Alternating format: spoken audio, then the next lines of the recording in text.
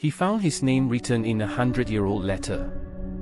The parchment was brittle beneath his fingers, crumbling softly like dry leaves caught in a windless autumn. It smelled faintly of smoke and forgotten memories, the scent drifting up from the dust that coated the attic floorboards.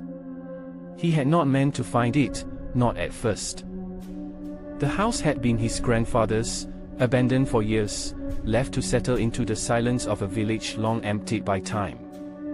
The wooden beams above creaked faintly with the weight of the years, as if whispering warnings no one could hear.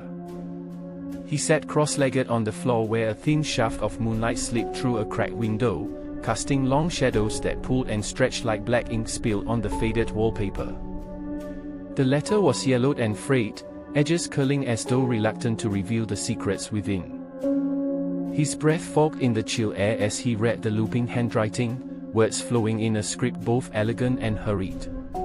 To whom this may concern, or to the soul who carries the name I once bore, his name, unmistakable, written in the same careful hand his grandmother had described only in hushed tones.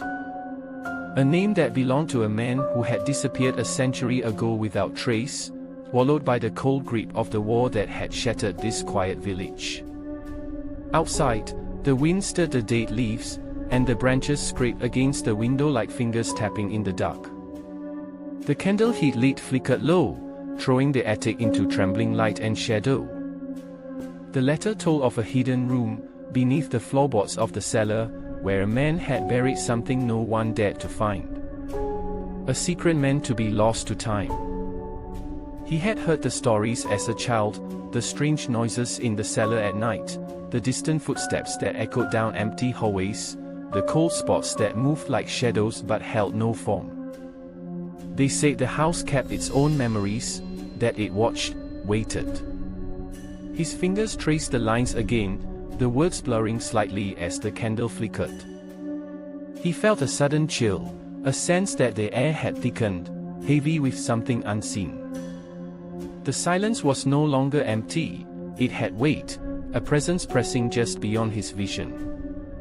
He rose carefully, clutching the letter, and made his way down the narrow stairs to the cellar.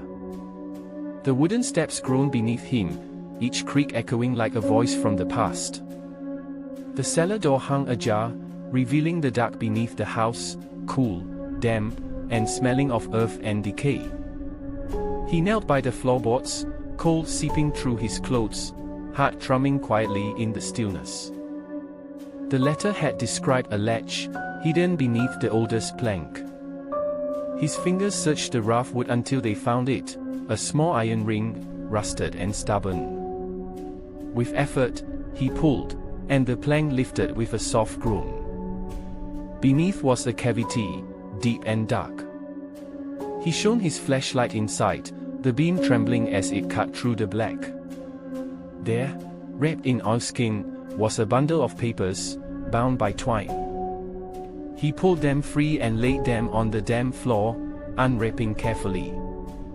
They were diaries, pages yellowed and brittle, filled with the same careful handwriting.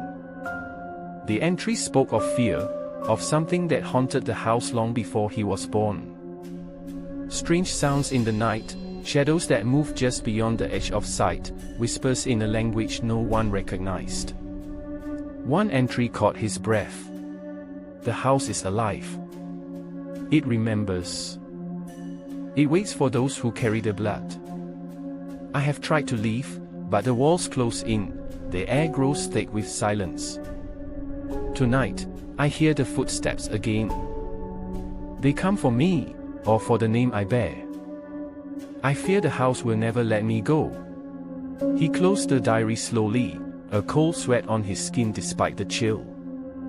The silence pressed closer, thick and suffocating. He felt eyes on him, watching, patient, unblinking. A soft scratching began beneath the floorboards, slow and deliberate, like nails tapping on wood. His breath caught, heart pounding not with fear, but with a strange, terrible curiosity. The sound grew, circling beneath him, weaving through the walls, slipping through cracks. He wanted to leave, to close the cellar door and lock away the past. But something held him, an invisible thread pulling tight around his chest, a whispering promise in the darkness. The candle upstairs guttered out, plunging the house into blackness. And in that darkness, he heard it clearly, a voice, low and distant, saying his name. Not spoken aloud, but carved into the silence itself. Come back. He did not move. The shadows deepened, folding around him like a shroud. The house exhaled slowly, settling once more into its endless watch. He knew then that some names were never forgotten.